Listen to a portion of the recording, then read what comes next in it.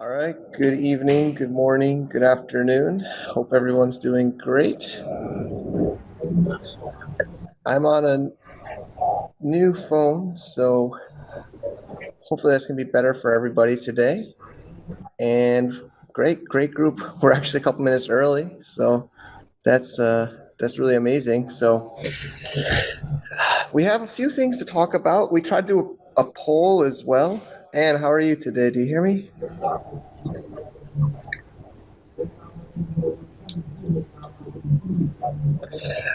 So we'll get Mike Carson up here.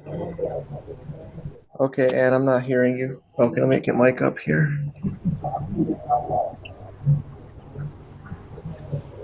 Hey, everybody. Okay, inviting Mike.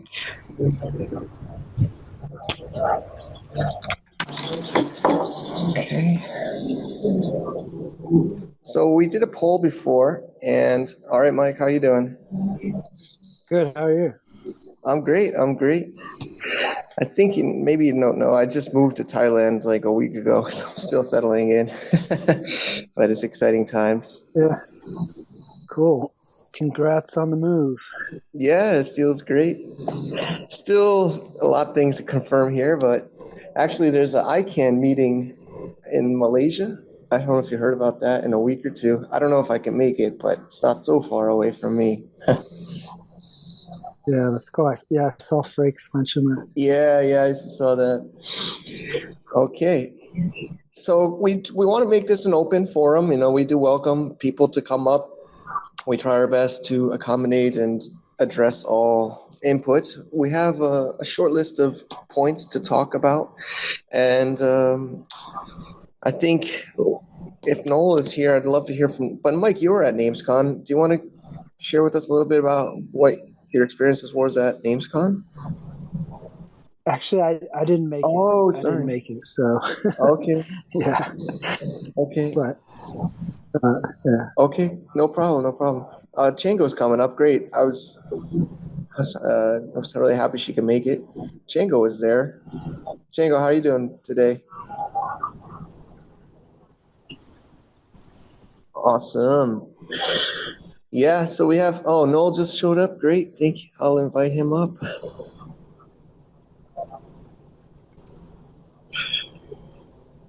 So yeah, Austin, we took over Austin. It was amazing. I heard representing, especially Noel's his .tx and his love for Texas. So everything is good. So we'll talk about NamesCon today.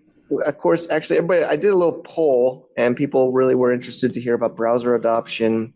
I think there's been a few different things about people pushing on MetaMask in a forum and people pushing on Ledger. So it's been exciting. I mean, I've really been seeing the community getting more and more engaged and active. Some people gave some suggestions, like Namer Tips talk about ways to approach integrations and other communities in a more strategic way, I'll say.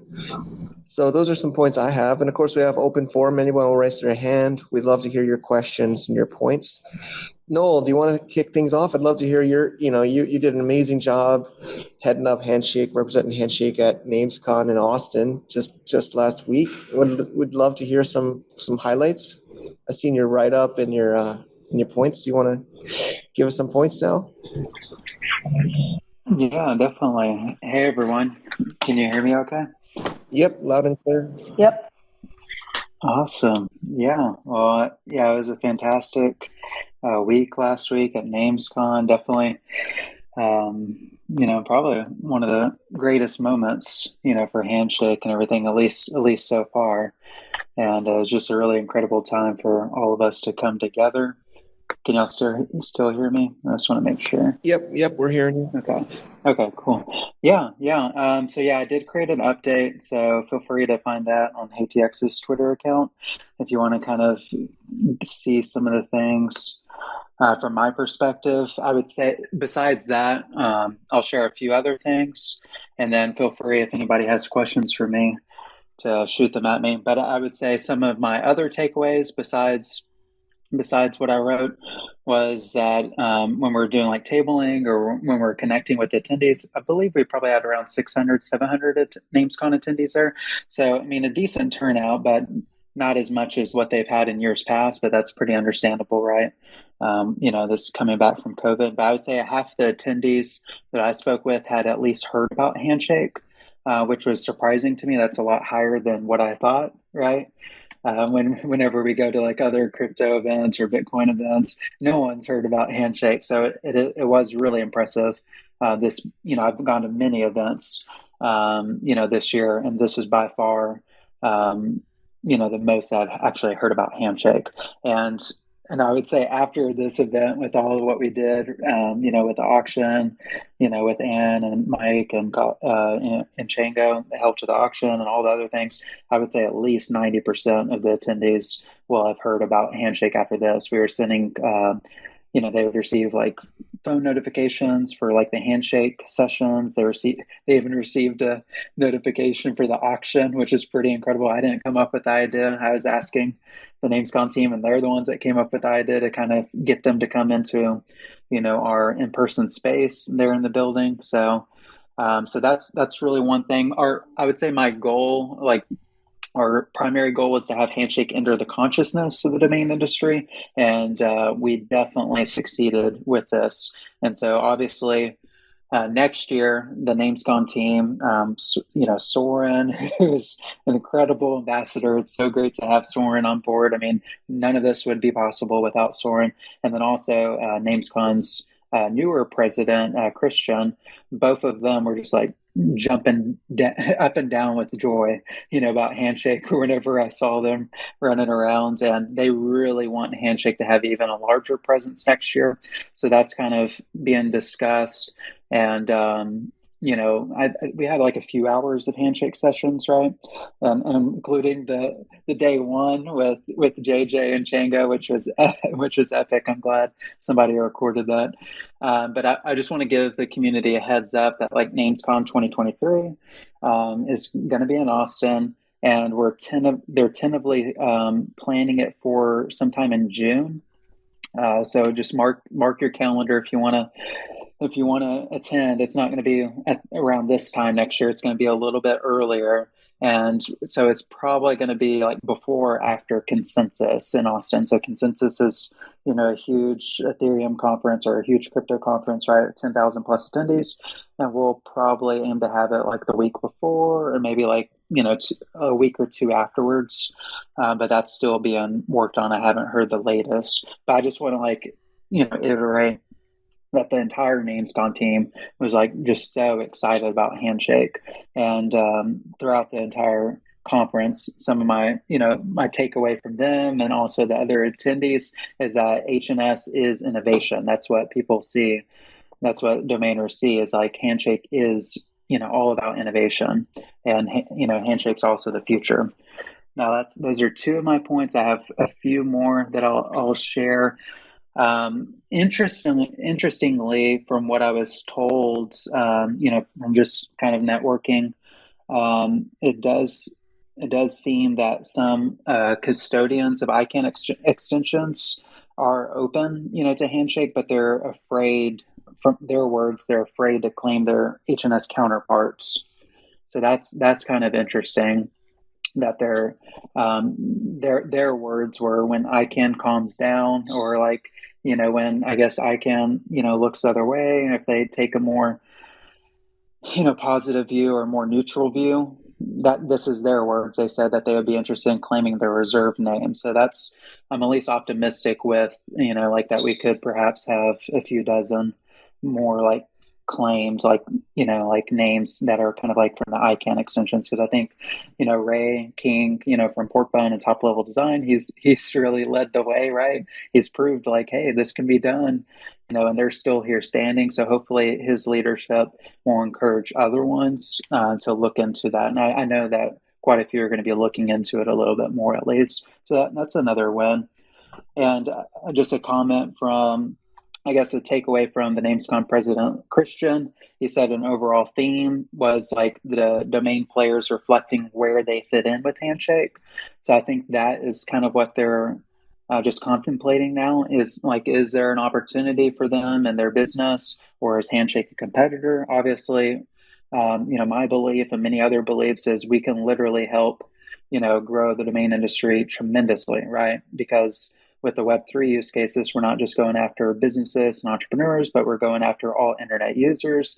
That extends to all IoT devices will need to have like a name attached to them, as well as if you even get into the metaverse and all that stuff, like Handshake can really help grow the domain industry in a tremendous way. And I believe that's what like NamesCon, and like all those sessions were about too.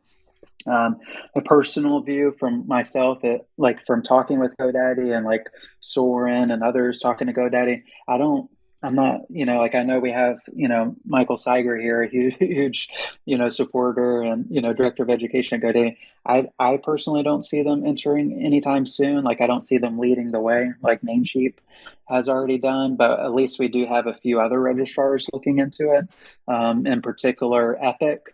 It's pretty exciting. They have a new president and they're really interested in diving in. I met with them, like in their COO, and they're the second highest bidder, I believe, at the Flamingo Handshake auction for .e, right? I think they bid like 4 million HNS, over 200 something $1,000. You're not going to do that, on a whim. So that's really cool. And I'll continue to develop that relationship. And I think we should all kind of just be supportive of them. And then the last thing that I would say is I want to share a testimony from somebody there, from the conference. So I'll just kind of read that and close off if y'all have any questions. But he said, "Hey man, I have to say I came into NamesCon very skeptical about HNS, and you guys red pill me so bad. I just purchased a Ledger wallet that should be here tomorrow and plan to be taking a position. I can't believe how good the Beacon app works." Shout out to Mike. I understand why all the ICANN and brand protection class are like afraid, or like, yeah, that's what he said. And I've been really trying to get into the Dane protocol and talking with some of the DNS engineers, I know personally, to get their opinions too, but you for sure woke me up. And so that's all I'll say. That's awesome. I'd also like to add that Tom Barrett from Encirca was also heavily bullish and supportive of Handshake. Encirca, the registrar. So he was on stage also explaining why they support a bunch of Handshake names.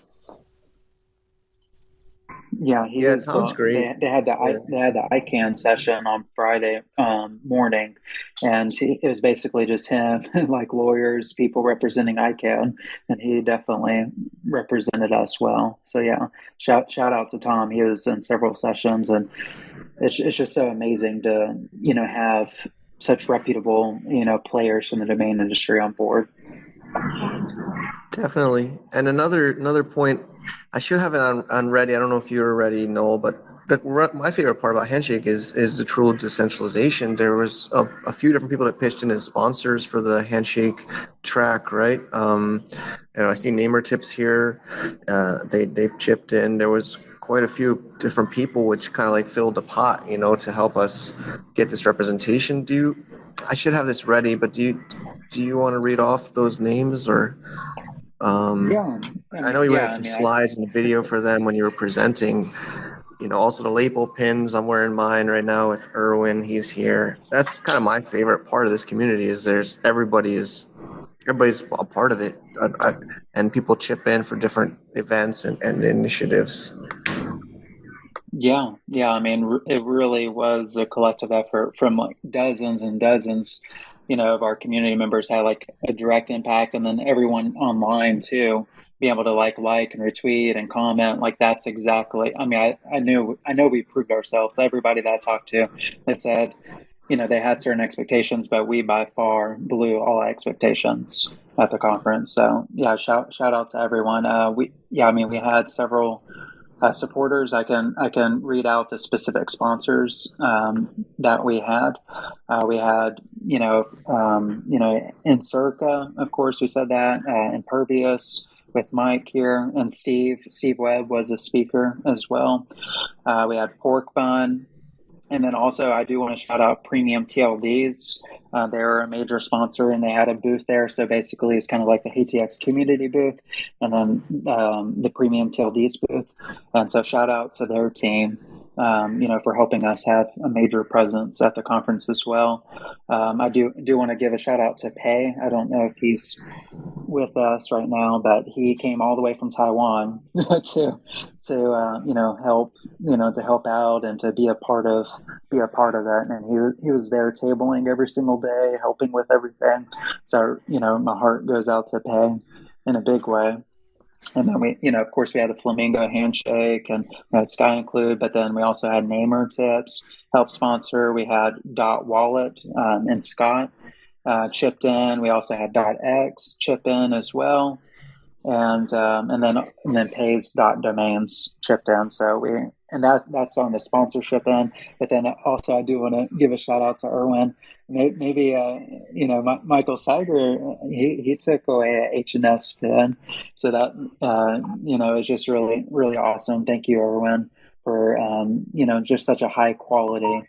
You couldn't, it's not like just your normal little thing that you print off that's just plastic or not really worth anything. I know you put your heart into it and shipped it all the way from Australia. And thank you to those who donated to Erwin, because I really do think the HNS pins did make a difference. We had dozens of people wearing them, and it was just so awesome to be able to share that and say, like, hey, this came from our Australian community. Great. They were a hit. Those and the HNS rugs. The rugs are always a hit too. Yeah, I had some people are asking always about into the rugs. Yeah. Mhm. Yeah, makesmachine.com or Alex. Yeah, it's great. I got one for my dad in Florida. He's got it on his in his living room. I saw it in a photo. It's pretty cool. So What's interesting that Noel sort of brought up is the fact that there was way more saturation within the domain name space than compared to at a crypto conference. And I just think that should be the strategy going forward, which is, let's just keep hitting the domainer market because they understand this fundamentally deeper than anybody in cryptocurrency will, because they actually look at the protocol and see that, okay, this could actually work. Whereas in crypto, it's like, okay, it's mostly about speculation. And then, if Handshake tries to compete with like even Cosmos, right? There's just so much better or Solana or Ethereum, that's like competing to like billions of dollars in war chest, right? We think Unstoppable is the big bad guy right now, but if it tries to compete in the cryptocurrency market, it just really won't make a dent in it in the mainstream consciousness for now, which I think that should be the direction, which is to talk to domainers. Because when I went to NamesCon, it was just the people there understood domaining so fundamentally deeper than somebody who's like in DeFi in the crypto space, right? They knew way more than I did, and I was just actually learning from them about what the sort of nuances are, the setbacks are, and everything. And I actually learned from somebody in the domain space, looking at Unstoppable, that Unstoppable doesn't actually have TLDs that resolve on DNS. So the way that an Unstoppable SLD works is that it resolves to .unstoppable.io. So donuts effectively can just take down Unstoppable, and that's their single point of failure. And that's not really, and just like up and down their technology stack, Unstoppable uses Web 2 everywhere. There's actually no innovation to speak of that actually bridges like any sort of Web 3 tech to the Web 2 space. That like their entire stack is Web 2. I hope Zippy, since you're here, I hope you could kind of hit that point home harder, because when you pointed out that Unstoppable's URL and everything Unstoppable does resolves to unstoppable.io, that was sort of the mic drop moment. Like everyone in the room who was listening to your talk kind of scoffed at that moment. I'm actually kind of surprised to hear that a little bit. My name's Simon. I've been I guess, part of the Handshake community since the very first time I received miners to help support the blockchain. And I don't see us having any really competitors besides ICANN, because there's no one else going after TLDs. And the only thing that I see with speaking to domainers and also just non-technical or non-savvy crypto enthusiasts as well, is because we're still going to need, the way I look at it, we're still going to need the entirety of all of these blockchains to work interoperable, like together, for all of this to like really work, for the blockchain ecosystem to really come together, like at least the way I envision, is that taking that kind of capitalistic mindset of a singular entity at the top, and then it's just a tree. It just it doesn't exist. We're gonna need the support of other blockchains as well for everything to work together. And having like domains, being an owner of a domain is not a question that most people come up with or even think about, when they come to the web, or they're like, is that even something that's necessary? Should I even be concerned about that? What do I use this for? And I feel like we need to be a little bit more just detailed and speak more on the basic premises of why any person could have a domain, having your own profile. So I just use I really love using the D-links. It's a really quick, easy way to kind of get people to use their domains when they get them from Namebase, and then they can just simply at the same time highlight other communities too. So for example, like I created like the audience dot future beat dot, and then obviously to hns.to, and then using links of all the artists on Audius, and just showing, hey, you can come to this domain and see this, and then just start using those D-links in different ways to highlight other communities.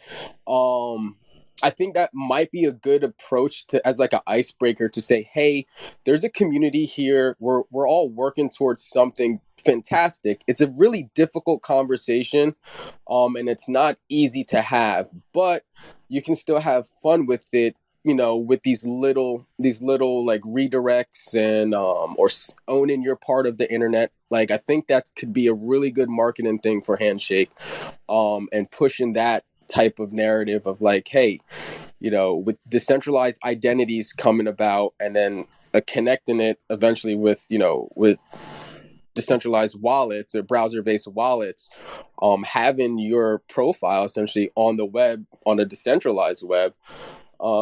That's just, I just don't think people really know about it. So I think we kind of need to be the leaders and the example of that, and be like, hey, we're, this is what we do use it for. And then hopefully people will just see what we're doing, and go ahead and maybe find more creative ways to use Handshake, and probably ways that we can't even think of, and non-technical ways that's probably not related to direct domain registry, but just having a TLD. A lot of other competitors like ENS or Unstoppable is like exactly what you said. They're SLDs. They're sub level. They own the top level still. So it's not truly a full competitor to Handshake. So I think we're kind of like the head of we're the dragon. We're the top. And then, like you were saying before, if Handshake is innovation, people are going to look towards us as, all right, well, what's next? What when I come to Handshake, what do I need to know? What are you telling me? And why are we making these changes? Why is that important? And just keeping that on rinse and repeat over and over and over again, to remind people, because people are still trying to figure out what a wallet is. People are still trying to figure out how to buy Bitcoin. I mean, it's not a really, mainstream living room conversation just yet. If you ask like, hey, the average individual, how many cryptocurrencies can you name? So those are just a couple of things that I've been thinking about. Thanks so much, Simon. Yeah, I do feel like onboarding is something we as a community need to think about making it a little bit easier. But I do, bring it back to NamesCon and the domain industry. I do think that's kind of our niche. I do believe, actually, I think I heard about Handshake from my friend Chris, and he heard about it from NamesCon at 2020, I believe. And, I think Mike Carson was there, Tia Shun. There was a panel I believe the first time Handshake was represented at NamesCon. I don't know if Mike wants to share that story. I think there was a panel there. Yeah, I went, so I was at NamesCon a couple years ago, and there was Brad from Unstoppable was doing a talk. So I went about blockchain domains. So I went to that. And at the end, there was a Q&A part, and I asked him about Handshake and ENS and how Unstoppable is different. And, he just said a couple things. But then, it didn't really, the answer wasn't very satisfying. And then right after the session ended, Tiatian and Brantley from ENS came over to me, and they were like, his answer was BS, man. Like, and so then I talked to them because I always wanted domains to be on the blockchain. Like I wanted there to be a solution like Bitcoin for this. And so after talking to Tiatian and Brantley, that's when I was like, well, Handshake is pretty cool. And it was luckily right before mainnet launched. And so I got involved I think a week after that NamesCon mainnet launched. And so got involved right then. Awesome. That's cool to hear the story. I didn't know that in that detail. So so I think that's how I indirectly heard about it. I wasn't there, but my friend Chris was logged in online or read a blog about it. So yeah, I mean, I do feel like the history of Handshake and NamesCon has helped a lot of us getting on board. And I do agree with Chango that we should keep focusing on the domain industry rather than the greater crypto industry at large for our growth. Yeah, I mean, I'll just add one thing. Crypto game in this day and age, you have to have money. I think Handshake being as decentralized as it is without any sort of funding or anything, it really can't compete in the crypto airwaves. As someone who has built the Cosmos ecosystem and is now helping with the Osmosis ecosystem, you just need millions of dollars to do that, right? And Handshake doesn't have that. Whereas, the learning curve in the domainer world, it's so much less steep for someone to just understand why this technology is compelling. I got that sense instantly when we were a bunch of us were on a panel, and I was speaking to the entrepreneurs in this room, and they immediately understood why they themselves are the early internet pioneers by adopting Handshake. Whereas if you go into crypto, whereas if we're in the crypto space, they talk about Web3, but then they're talking about NFTs, and then when you talk to them about domain names, they're like, well, why is it not on Ethereum? And they're like, well, you have ENS. ENS is enough, and it's just, and they don't even understand that there's this canonical hierarchical namespace, and so the conversation can get much more nuanced when you're just talking to a domainer from the traditional domain namespace, and they just instantly get it. Yeah, I mean, I've been obviously getting more involved in domain space from Handshake, and we've all lost. Anybody that has hundreds of domains must have gotten an experience where they get a domain, censored, taken away. I've lost domains. I think people see the problems in the current domain industry, and they see this as a solution. So it is true. It's a much easier explanation in the domain space than the general crypto space. Okay, I think so. Oh, Mike, you have something? I had a quick question, kind of pertaining to that same topic with the domainers. So I totally agree with that. One thing that comes to mind when I was just thinking about that is, well, wouldn't it kind of be I guess it's gotta be a tough sell, because isn't that kind of like a catch-22 from maybe their perspective? Are domainers, and maybe someone can enlighten me, are they more open to this, or do they see us as a competitor? Because I would They think are so would be much a more competitor. open. They're so much more open to this than Okay. somebody who's in like building a like a dot domain, right? Polka dot domain. They're so much less tribalistic in the domain name space than we are in the crypto space. Like, I was just so amazed because I was talking to domainers and they were explaining to me how it's very cooperative over there, right? People over there are much more about the people, because everyone in the domain name space is downstream of ICANN. Like, I didn't run into any single person who belonged to the board of ICANN over there, right? You know, ICANN may feel like this is a threat. They may or may not feel. I think the jury's still out about that. But everyone I've talked to in the domain name industry, they're all downstream of it and are all customers of it. And a lot of them do feel disgruntled about the current user experience from ICANN. And when they see Handshake, they're like, wow, this is actually so much better. And it's not just a cash grab like VeriSign is or Unstoppable is, right? It's not this egregious thing. And so people actually look to this technology as like a compelling piece of innovation that could really generate wealth and grow the pie for the entire industry, just because it opens up the namespace to the long tail of TLDs, basically.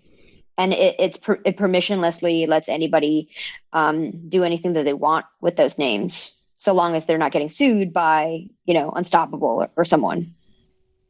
Now, when you were having those conversations, and I was just, did anyone happen to bring up like, hey, well, this could potentially affect our revenue stream, because we sell domains, and with Handshake and TLDs, it's not going to be a monthly subscription like a lot of things are, or maybe if that's a change that that's going to happen, I'm not too sure. But on a financial part of it, since we you still got to take capital and all of that into consideration, do they see that as a initial problem, or did anyone bring anything like that up at all? Does anyone know?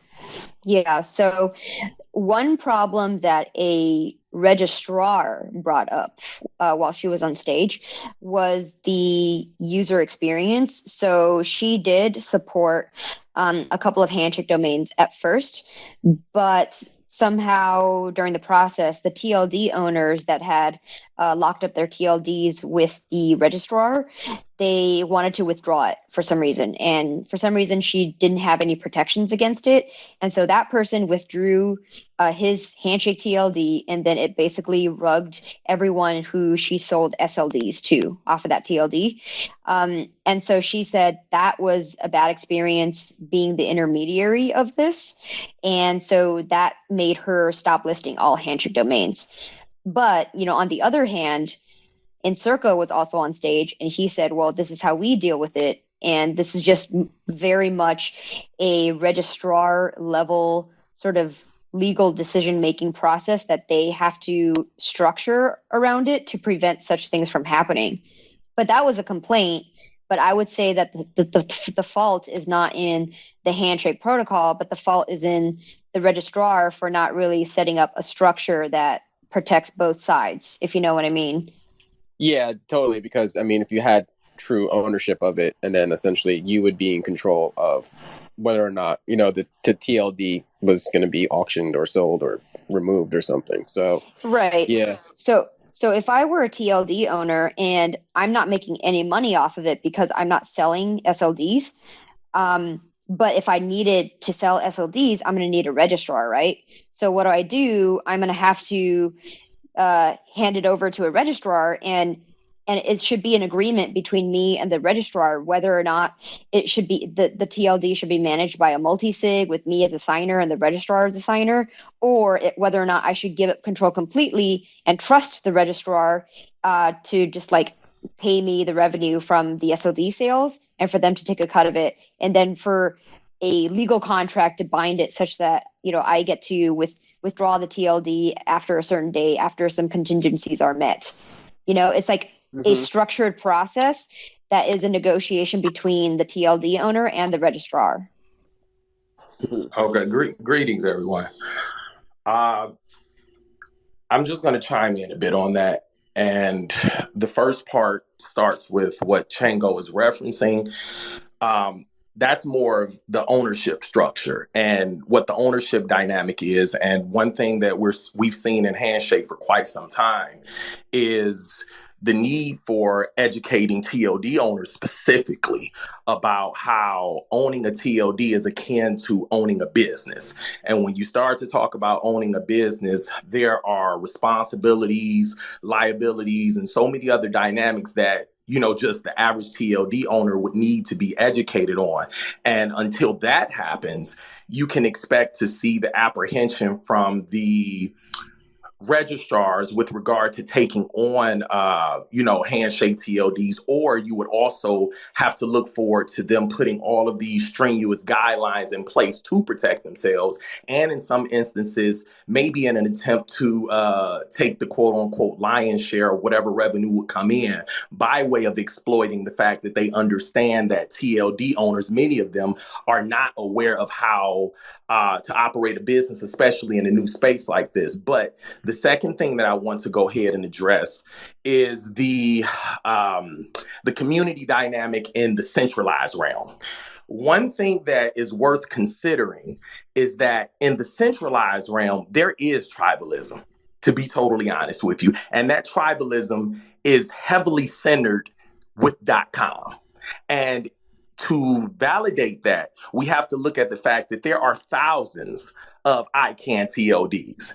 And for individuals that have frequented that space, that have invested in that space and talked to the core players, you'll know that .com is king, and they are not really too much wavering on that. One of the arguments that we've gotten from individuals in the centralized space is that, anything that's blockchain based, you need all of these plugins. And that's kind of like the argument. That's the defense, right? And then there's this discussion about how in the centralized realm, there are centralized TLDs that have gained little to no adoption. And that validates why any alternative naming system is somehow not superior, and so on and so forth. So there is a level of tribalism that does have to be taken into consideration. But with that, we're not doubting that there are individuals who are forward thinking and who believe in Handshake and other namespaces and understand what digital identity means for the future. However, Handshake is juggling a lot of different dynamics that has to address, one with education with the end user, then education with the owners, and then education with the registrars, but also understanding that there's a new foundation, a new relationship foundation that's being established with the registrars. And then you have the innovative part, which is the development of registries and registrar situations that aren't affiliated with any of the current systems that we're aware of. So it's a lot of things that are going on. And I think that there does have to be a segmented approach to thrusting the situation forward. And I think that there are people within the community that do specialize in these areas. But I think that general consensus that everyone who knows Namecheap, we've always been a proponent for, that general consensus and that strong culture, there needs to be that centerpiece put in place that says, hey, listen, this is what we're showing the world, regardless of whether it's the crypto world, the domain world, the end user world. This is the general consensus that we want people to be met with, regardless of what doorway they come through and they encounter HNS. And we believe that that's possible. And that's one of the reasons that we've supported HNS up until this point. But we do realize that when you look at other businesses and you look at other namespaces, there are things that the HNS community can pull from, regardless of whether we like the approach that certain namespaces and certain entities are taking. There are certain things that, the HNS community can build upon. And it doesn't take away from the validity of Handshake superiority. We believe that Handshake has something. It unequivocally does. But if the community dynamic is not refined and it's not strengthened, then the community and the way that it approaches new challenges and obstacles, that could be the downfall. Yeah, I agree. Just maybe to add about to Simon's question about traditional domain investors. Of course, there's some pretty big holders of some pretty premium .coms. I'm thinking of Domain King. That's not. He believes .com is king and nothing else is good. And I know some of the people in the community have engaged with him and gotten blocked even. And of course, there are some in the domain space not open to new solutions. But like Chango says, I do think the majority are embracing Handshake or open to it, just generally. I mean, listening to all of that just right there. Hey, I'm sorry, Mike. Were you going to say something? Well, yeah, I was just going to just talk about domain investors, just just a little bit about that. I think domain investors, they're investors, so they're always looking to the future, like what's gonna happen next, because they want to invest, ahead of time before everybody else. And like things change, like .io came out of nowhere and became really popular, and some investors did well with that. And so I think they're really, more than a lot of things, they're more than a lot of like communities, they're open to new things and thinking of it as a possible investment. So I think that, domain investors will be open to Handshake in that way. I think also like bigger companies like registrars, especially, registrars are kind of like, they have to, like, basically they don't have a say. The registry lays out the rules and they have to obey them, basically. And ICANN also lays out the rules, and like registrars just have to like do whatever they say. And so I think a lot of registrars like Namecheap and Porkbun and stuff, they're like a way to get around ICANN and the registry's rules and all that stuff. And it's like they basically don't owe anything to ICANN or the registries, and they're happy that there's an alternative way to get out of that. And so I think that's why a lot of these registrars are excited about Handshake. But I mean, at the same time, I know there are people skeptical about Handshake in the domain community. It's the same thing that they're like, one guy said to me, it's like the chicken and the egg. Why would somebody build something on a Handshake domain if nobody's there looking at things? And how are you going to get people to Handshake if nobody's built anything on it? So people are skeptical about that, or they're skeptical about the browsers. Like, how are you going to, it's too hard to get to and stuff like that. So some people are skeptical, but I think they're, also open to. But I mean, for me, from my standpoint, I've been seeing this from the beginning. There's just this momentum. There's momentum coming from the domain community into Handshake, and I even see more momentum. It keeps growing. There's momentum in this auction. I mean, look. Namecheap got it, but who was second bidder? I think it was Porkbun. I think Porkbun bid $270,000 on a single letter. Like, that's a lot. I think that's more than they paid for ICANN TLD. They bought some ICANN TLD recently, and that's more than they paid for those. So I mean, there's definitely momentum coming this way into Handshake from the domain community, which is really good, which is a really good sign, I think. Ray King from Porkbun was telling me that he really wanted to get into Handshake now because he felt like he missed out on the early days. But then the irony is he doesn't realize that he's still very much an early adopter right now.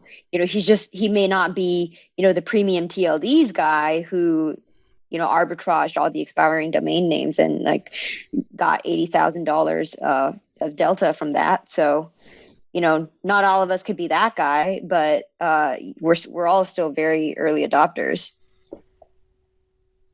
And I think, the price of a single letter domain name, it kind of speaks for itself. I don't think the floor is going to go any lower than several $100,000 for a single letter domain name, just because it's single letter and there's no way that it will ever conflict with an ICANN TLD because ICANN doesn't deliver single letters. So it's just so valuable from that point of view. And there's only 26 of them. and I believe like 5 of them are spoken for so far that we know of. I mean, there's some other holders that I know. I mean, I think there's some people that have a couple, 2 or 3, and there's a few that have 1. Actually, from the auction, yeah, we had Epic bidding, Pork Bun bidding. There was a few others. I think actually my Impervious bid. I saw you come in with bid. And actually, there was some that missed the auction. They were upset with me or us. They are off by an hour or something, and they were ready. I don't know. They were new people too. So there was definitely more, and there's definitely a demand for single letters. There's people asking me if there's going to be more single letters coming. There's definitely a huge demand, and people want them. They're asking me if there's more going to come out. They're looking for them. So I don't know. I mean, I'm trying to find them. If somebody has single letters they want to sell, let us know. But yeah, it's getting more and more scarce for sure. Right. And we sold the .e in the middle of a bear market for 300K. So imagine if it's a bull market, or imagine if it's 5 years from now when a lot more people know about Handshake. I don't think any of those single letters are going to sell for less than $1 million in 3 or 4 years from now. What's just as important as the letter selling is who they sell to. On our end, just looking at everything that was happening, we were kind of predicting that if it sold based on the many of the things we were seeing, if it had sold, that it will probably be purchased by Namecheap. And although Namecheap purchasing.e is phenomenal, selling in the middle, in the midst of a bear market, all of that is wonderful, but it tilts the narrative further in the direction of, oh yeah, of course, these many of the registrars that are already in on Handshake are going to go ahead and bid on these names, because at this point in time, they've associated their brand. So they not only have a vested interest in making sure that Handshake succeeds, they almost can't afford for it not to succeed, because it suggests that they placed a loose bet, and nobody wants to be in that position. So it would be, again, and we're not discrediting the E sale, because it was great. And I mean, it was clever of Namecheap to post the PIE reference, the PIES, and it's like, okay, we'll give you a thumbs up on that one. But the thing is that there needs to be, in theory, there needs to be another big player, or just a person in general. It doesn't even have to be a quote unquote big player, for whatever that means. There needs to be someone else that acquires those or a single letter TLD, because what happens is that it broadens the narrative. There are others. There are others, just to be clear. Owning them. They're just not as public. They're just not as public as Namecheap, but there's others that have more than one. Yeah. Right. So what we're referencing is the acquisition of them. So not necessarily the ownership of them, because that's another part of the Handshake dynamic that I think is, for those who are coming into the space. Someone said something, I can't pinpoint when it was, but they stated it, and I will follow it up with a post that reflects what they said exactly. But they were hinting about how they believed that HNS was basically a group of individuals acquiring TLDs seeking status in the wrong way. And that really stood out. I'm pretty sure that not everyone is going to agree with that, but it's one of those things where when a Handshake TLD is acquired, it goes from the auction to the account to being publicized on Twitter as I own this, and so on and so forth. And then you may get it's now available on Encircle, Pork Bun, and so on and so forth. And then everything just kind of flatlines. It flatlines, and you don't get any more. We could say the same about a Bored Ape collector, right? There's some Bored Ape collectors, I'm forgetting their names. Some guy's got like 20 or 30 apes, and it's a flex. I mean, I think it's similar to any traditional domain names, or a NFT collector, art collector. Yeah. In every single thing, you name it, whatever it is, the Pareto distribution always is it's always a present thing. And usually these things rewards the earliest adopters. And that, I actually view Namecheap being in this space as extremely positive, because Namecheap is our Joe Lubin / consensus with a Y answer to like Ethereum, right? Ethereum would have died in the beginning had it not been for Joe Lubin bailing it out before they had any money. And then look where Ethereum is at, right? So without Namecheap right now, honestly, it would be tough, right? Like the dot wallet owner wouldn't have the legal backing that he does to fight Unstoppable. It's just such like a nascent project, and it's very vulnerable at this time, that we need as like big of a player as we can to kind of definitely help. It's definitely promising, but we have to also keep in mind that from a business standpoint, a lot of these outcomes are to be determined. So we can definitely remain optimistic, but we also have to ensure that we put emphasis on strategy as well. And, Mike, you made a very good point with regard to Bored Apes and NFTs being quote unquote flexes, and individuals showing them off and saying, hey, I own this. That's awesome. If that is going to be a major element of what Handshake is going to be for TLD owners, and it's one of those elements that the end user should know about, then that's something that needs to be emphasized. But to the outside world and to individuals that are within the HNS ecosystem, it's a lot of root zone, this is better, and so on and so forth. And when you start talking about root zone and you start to talk about better, and you start to move forward with discrediting other things, then it's only natural that individuals are going to say, okay, we get it. You have our attention. This is the root zone. This is better. Give us some examples. There are over 6 million Handshake TLDs registered.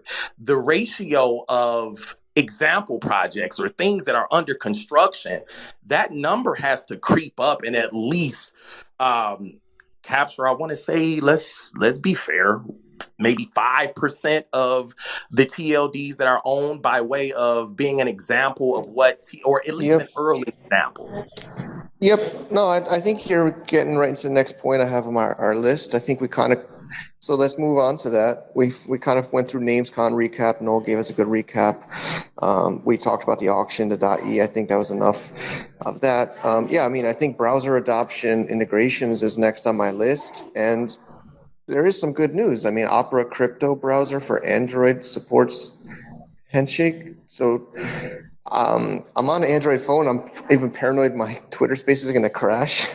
I'm looking at it right now, making sure it doesn't. But I'm happy it's on Android first. But that's definitely a positive sign. And I know Chango's been working closely with the Opera team. Do you want to give us some updates, Chango? Hey, yeah. So we're going to come out publicly with some press news very soon in September. So just look out for that. So it's coming. It's all coming together. Yeah.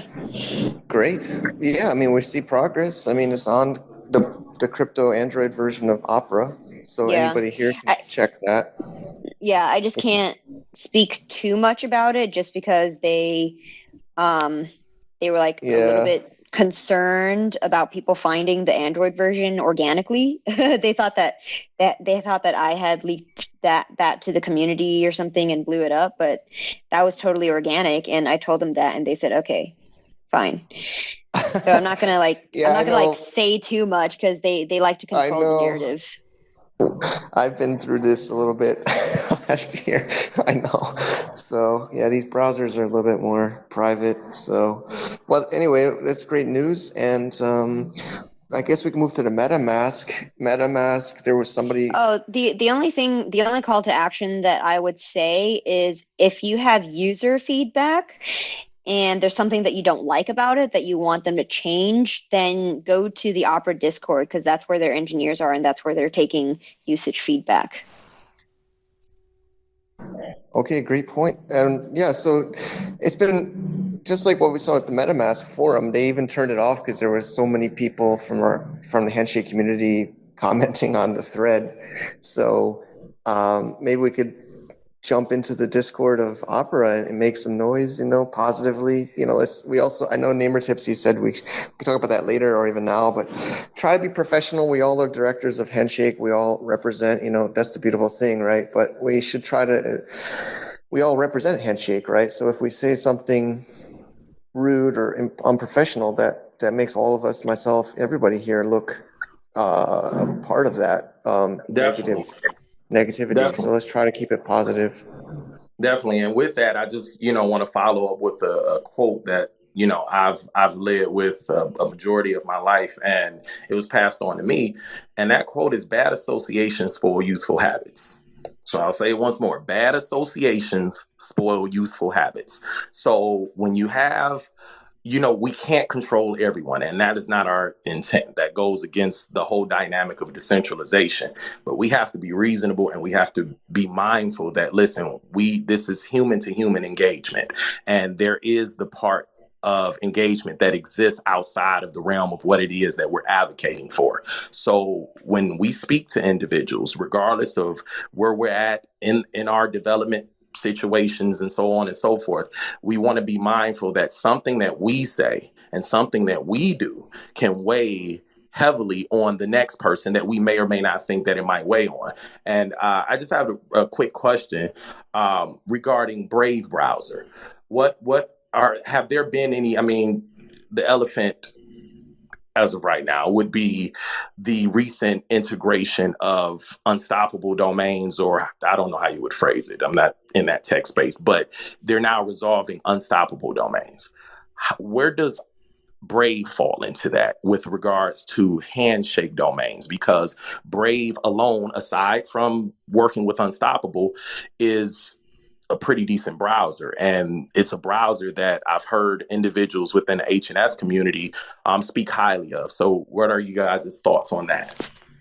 Here's the challenge with Brave, and this is kind of specific to Brave. Well, so like I said at the beginning of the spaces here, we know that unstoppable domain names resolve as unstoppable.io.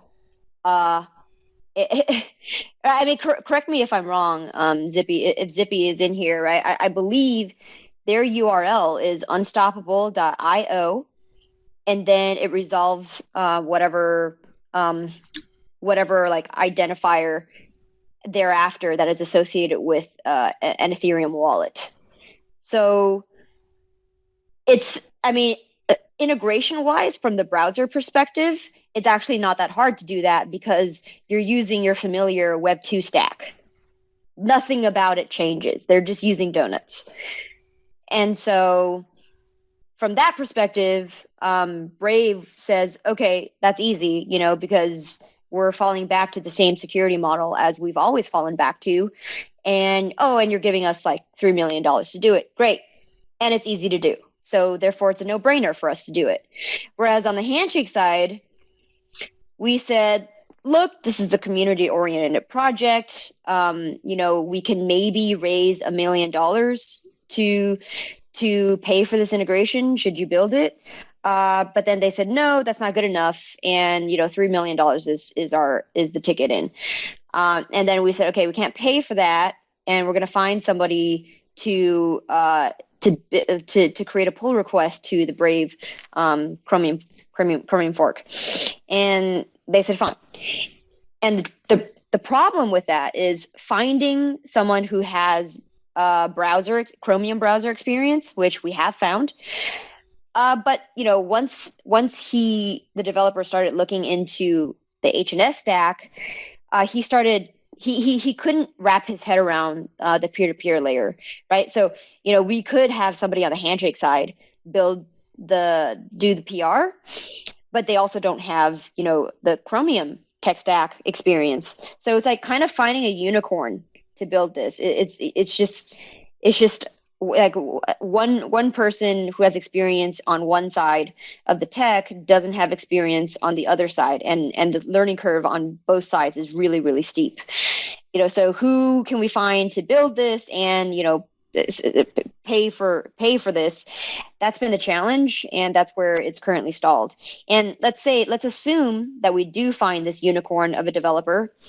That person is going to need to coordinate with the Brave team to implement the design in such a way as to satisfy Brave's security needs, right? Because we did originally go to them with like the Dane proposal and resolving it that way, and they said, no, we don't like that. This is not the way the traditional web works, and it's too experimental. We don't trust that. And so actually, in between Brave initially quoting us $1 million and the $3 million quote was 8 months of back and forth with their engineering team just to converge on a design that both sides were happy with. And in the end, because they changed the price on us, we said, okay, we can't actually afford that. So we have to go essentially back to square one with Brave on finding a design that works for them if we are going to build a PR. So that's the challenge with Brave. It's just try project managing that. It's very difficult. Yeah, because it's as of now, just having some time to assess how everything functions. It sounds like Handshake at this phase would need its own browser because, of course, the cost. Yeah, so that's the Beacon browser. Yeah, exactly. And that's what I was getting ready to bring up about Beacon Browser. Beacon Browser is that at this point. So you can go ahead. Beacon Browser functions probably closest to, pretty much any other browser. When you go to the App Store, you download it, it functions, it works, and so on and so forth. So that means that's one step forward. But one thing that we've always discussed within our team is the need for, if Handshake has the funding constraints, finding somewhere else to go ahead and establish its own value that could be leveraged with other parties. And then in this case, one thing that had come up in quite a few of our meetings is content currency. And Handshake being home to a particular set of projects, if you will, that can only be made available. Think along the lines of, and please don't, criticize me for taking the centralized route, but when you go licensing agreements, exclusive licensing agreements, through those types of agreements, throughout the term of the agreement, the licensing company has basically exclusive rights to market that content, leverage it in whatever way that they, deem fit, as long as it doesn't take away from the integrity of the content. They can leverage it in a way to profit from them. Handshake would benefit from something similar, finding some creatives or working with those who might extend the offer from within the community to say, hey, listen, these are these projects, these are the fundamentals behind them, and we'll go ahead and exclusively make these available through Handshake. Because at this point, because there's a browser, and that's a positive. The Beacon browser, we've been using it for quite some time, and it works. It works. Surprisingly enough, it doesn't get the attention that we feel like it should get, but maybe in due time it will. And maybe the content currency dynamic that I'm referencing might help with that. Like when you go to Beacon browser, you can only find this content through that browser, through these particular TLDs that, hey, just happen to be Handshake TLDs. And that could go ahead and play a role in increasing at least the onboarding, because people have something to reference. Yeah, I totally agree. I mean, Mike's here from Impervious. I mean, we really appreciate, I know there's been some drama, but we really appreciate the Beacon and a lot of the things that have been built by Impervious. And, but yeah, I mean, I think it was almost like a response to the Brave, or maybe they were working on it before the Brave thing. But what we're learning is the browsers seems like one of the bigger gatekeepers. I know we talk a lot about ICANN, but it seems like a lot is up to the browsers because the users are using the browser. It's totally the browsers.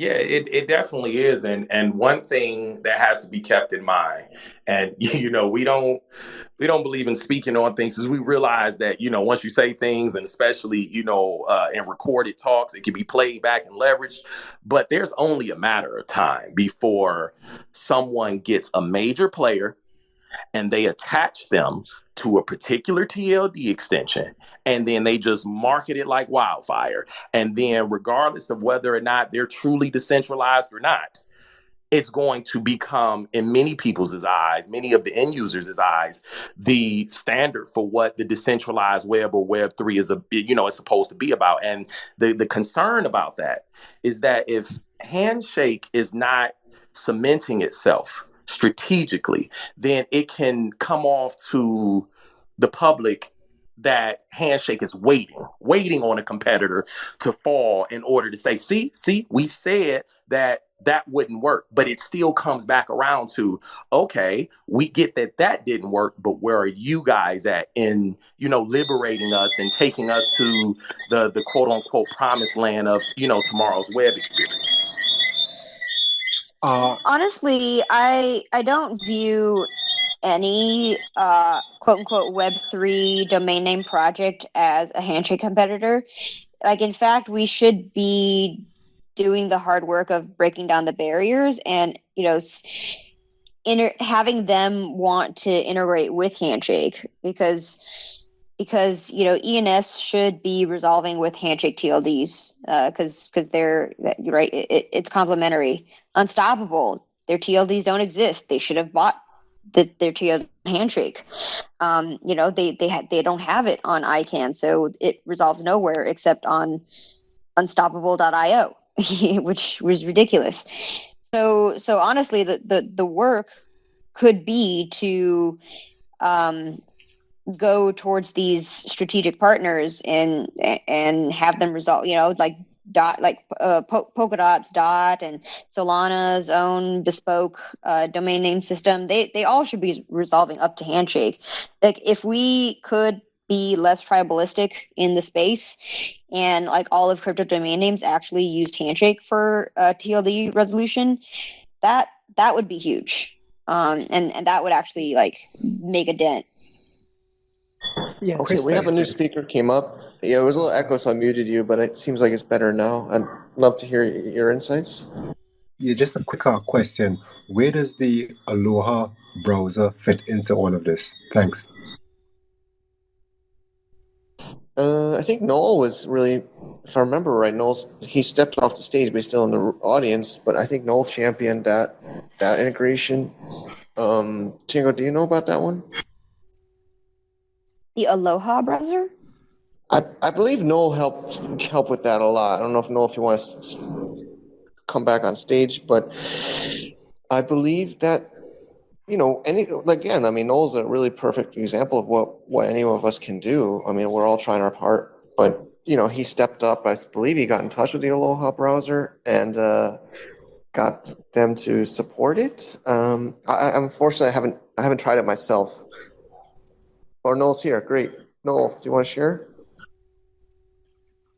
Hey, were we talking about the Aloha browser? Is that what I heard? Yeah.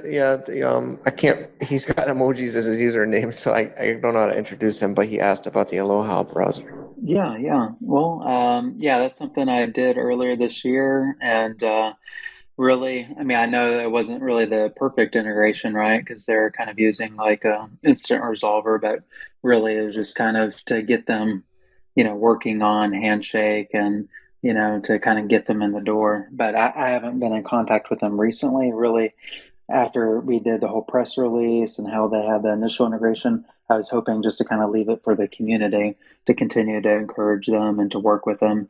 I do believe a few of our community members, the more tech savvy, had been in contact with their CTO and CEO afterwards, though.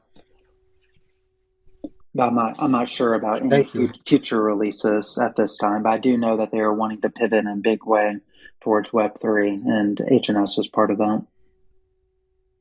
Thank you. Thanks for that. Thanks, Noel. Yeah. Mike, I don't know if you want to add some points about, browser integration. Of course, Impervious is Beacon. A lot of us are using. Do you have comments on this? Yeah, I mean, I think, we're really happy to do Beacon because, it's the first browser that we know of that supports Dane, so you can securely, view websites. But, speaking along of what Chango was saying about breaking down barriers and stuff, I mean, one cool thing about Beacon also is that it resolves .eth names, and you can, but it's DNS. It's DNS. Like .eth actually has DNS support in it, but nobody uses nobody uses it because they don't really have a way to set the DNS from their web UI. But you can actually set the DNS through the contract directly, so you can resolve .eth names with DNS, and you could even do it with Dane and like securely. I think you can, you can securely view .eth names. So that's something that, and I mean, I did reach out to Brantley before he was kicked out of ENS, and he put the integration, like it's listed as an integration. Beacon web browser is listed as an integration on the ENS site. But, if we could somehow, it'd be cool to like get .eth to get into the Beacon web browser and show them that there's a way that they can securely and like have decentralized websites on there. Then now, I think are there any planned updates for Beacon or any formal, I guess, not for lack of better words, like a relaunch in order to let the public know, hey, this is out here? Because you made some good points about the ETH domains, but it's, correct me if I'm incorrect. It sounds like Beacon was created and kind of like, okay, so that's that, and we're over here working on this, so are there any planned updates? I mean, we don't have a lot of developers, and we're really lucky to have the developers we have. I mean, they are, Chango's talking about unicorn developers. It's these guys that we have, Buffer and Zipkin. I mean, they're just top notch, like best in the world. And, so, I mean, we don't have a lot of time. Like, to me, it's amazing that this even like we were able to make this happen. But it's like right now it's like stay up with the security updates, but we're a little focused our attention on some like on the Impervious registry right now. But I mean, we have plans in the future to hopefully like do an Android version and things like that. But yeah, right now our attention's a little focused away. Yeah, because that sounds like that would be a viable strategy if, because the thing is with Beacon, I'm not too certain on what, the usership statistics and, the bug facts are. I'm not aware of that, but I'm just going to assume that, for the most part, it works. It works as intended. And that stands for something. It means something. So the fact that it's kind of, for lack of better words, it's kind of governing itself at this point. It sounds like if there can be time allocated, or if there can be a door open for individuals who might not necessarily be unicorn coders, but they might, or unicorn developers, but they might be, horse ranch developers. They might, be able to fiddle around within spaces that are already established, just to go ahead and do a review of what exists and, patch up anything that might be, loose, for lack of better words. Please don't,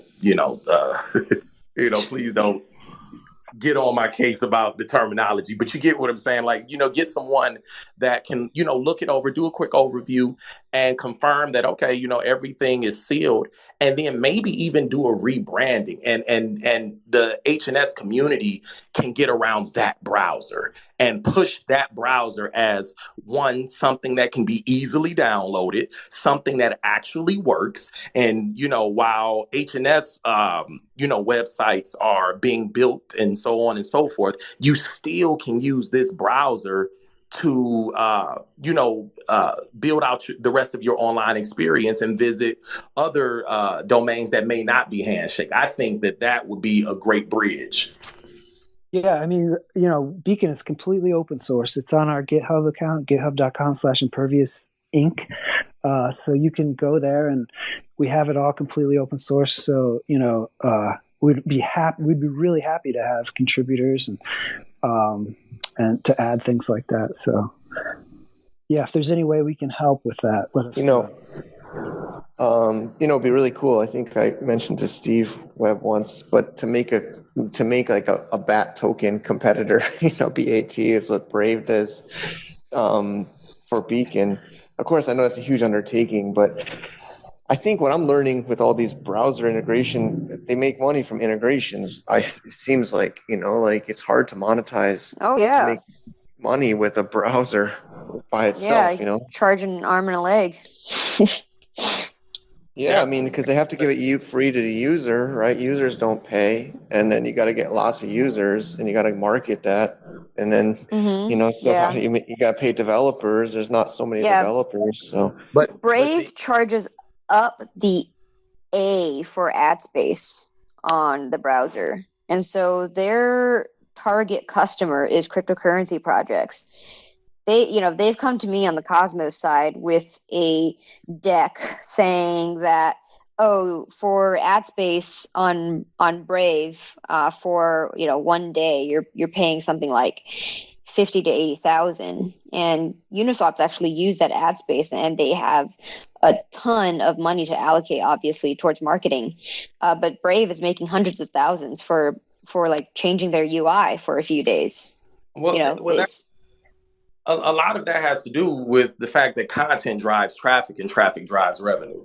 And so, if you want to get out ahead of that, then you just have to work that backwards. And in this case, yes, the browsers, they charge what they charge and so on and so forth. But each of them could not deny that without content, without anything to be found, the browsers would be irrelevant. This goes for every browser you can think of. There has to be something that resolves in order to go ahead and be able to hold those end users or those visitors to that particular browser, and that's what the content is. I mean, I think that goes without saying. That's the entire internet. It's like, there's without content there's no reason to go on the internet.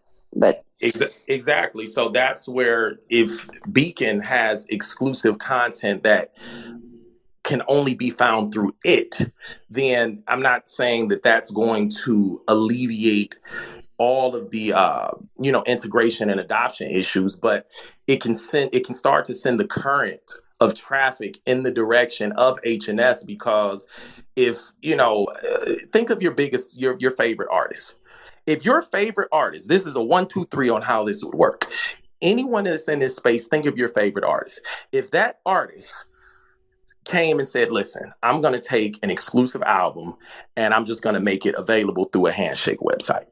From that point on, there would have to be some developer within the Handshake community to say, hey, listen, I can go ahead and I can create a website. It doesn't have to be extravagant, but it can host the music. It might be able to show the cover and people can download it.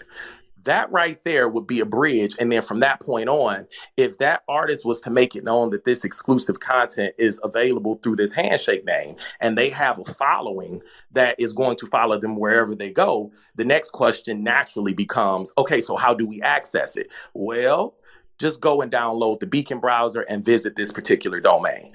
That right there, the moment that 1, 2, 3, 4 projects embark upon that particular journey, dare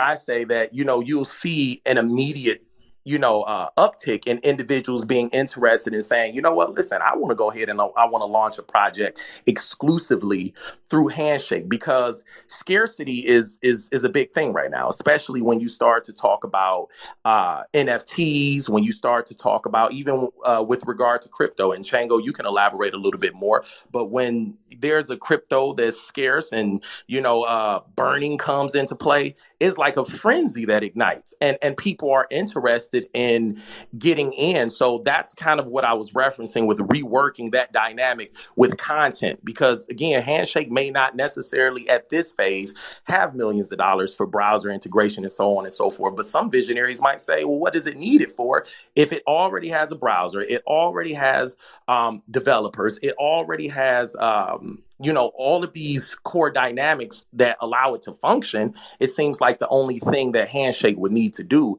is embrace creativity and creative people. And that could all just bring everything together, because again, it is called Beacon. So, helping. I agree. I agree with that, what you just said. I think, there's some really intelligent people on this, in this space, and we're having some really high level conversations. But at the same time, let's not sit here and say Handshake hasn't at least accomplished some big things that we all should at least be proud of already. Handshake is a lot further along than what we think from our perspective. We want it to be obviously, so much further ahead, but just from a Web3 perspective and new people coming into this space, Handshake has a lot already set in place. The blockchain is working. That's a very extremely important aspect of all of this. Yeah. That has been a problem for a lot of other protocols, just at that level. And then also at the same time, I was thinking about that. That's why I created the Audius chart list. And I was like, hey, we have this community of artists on Audius right now. They already understand about creating a decentralized network for their media. Why not find a way to establish a decentralized portfolio specifically for those artists on Audius that create content that's exclusive to Audius? And then essentially, that could be a collaboration or a bridge rather, for these ecosystems to start coming together and start working together in all of this. And then at the same time, if we do need to establish a revenue or establish cash flow in this, so that goes back to kind of what we were talking about. And I want to just quickly just say, like, if we are going to be the leader in the space of, hey, we're creating TLDs, and this establishes ownership. And what does that mean as a business? Well, that's a master class right there that people sell on for other things on a lower level. And that could be something that we can at least start to establish, whether we do it for free or we charge or we not, or even for nonprofits, or even like, for example, I brought up last time where if you're a Greek fraternity or sorority and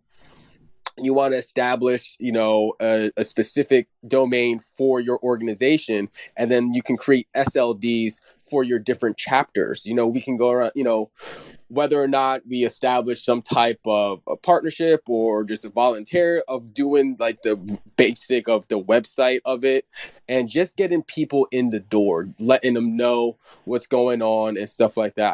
I feel like, we have those tools to get at least that started off the ground floor. Definitely, because the thing that when we've spoken to individuals, because we did a focus group, it was a small focus group, but it was regarding the internet user experience. And when it comes down to speaking about the internet and the layers of it, we don't have to really explain it to really anybody in the space that the understanding of how the internet works only goes so deep. And it's not until you speak to people that use the internet and you ask a very organic and pointed question about how much do they know. A lot of individuals aren't really able to go into detail, again, about what a domain is, the SLD and the TLD. And it's kind of like, and I'm being humorous here, so this is not being offensive, because we all have things that we're learning about more and more. But it's almost like finding out that, you're getting ready to send your child to college and you're finding out that they don't know their alphabets. And you're like, how how did this escape me for all of these years? You have been going to school, you don't know your alphabet. Now, of course, we know that that's not a realistic scenario, but you kind of get the gist of what it is that I'm saying here, and that's where I think that the content comes in. I can't remember. Someone can correct me. Agman, and I think it's Agman. Please. Yeah, correct me. Agamin. I'm not sure. Yeah, the India registrar. Yes. Aagim. Agman, Yeah, Agaman and Agamin. Noel. Okay, so Agamin and Noel. There's something that stands out about Noel, and Noel, this is the champion Noel moment. The thing about Noel's situation that stands out and is very unique is not just what he's been able to achieve in establishing those conversations on a legislative level, but Noel has been consistent with giving content, about TX, even with the commercial. And, he's been championing the whole TX dynamic. But while doing so, he's been leaving little reference points behind, not little to be offensive, but it's almost like guiding individuals. So when there's an influx of individuals that come into the HNS space, if they're checking YouTube for videos, No's videos about Hey TX and Handshake are going to be along with SkyInclude and all of the individuals that are within this space that have created content and uploaded it to the internet for individuals to become more knowledgeable about Handshake. That's going to be the content that's going to have seniority. And so when No puts those videos together and he says, and this video is for you, and that's all that matters, that's a brand. That's something that rolls in our heads.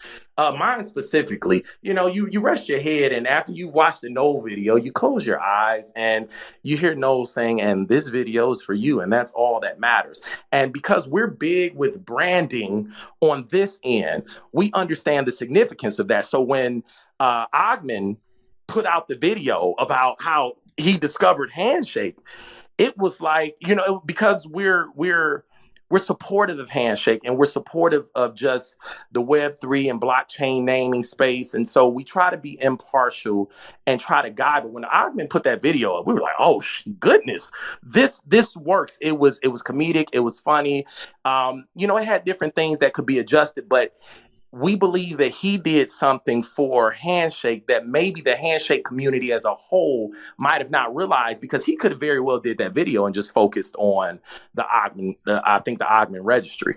And it probably would have been just as entertaining. But what he did when he had the HNS mad and, he set off the video to clear, it was just a lot of strong points. And it's those types of things that if you can get Agman to create, multiple videos like that, he might, and just, make them available through a Handshake site, he might develop a following just off of that. And who knows, might even become the world's next biggest comedian, So It's great. It's not, Yeah, I mean, it's not going to reach.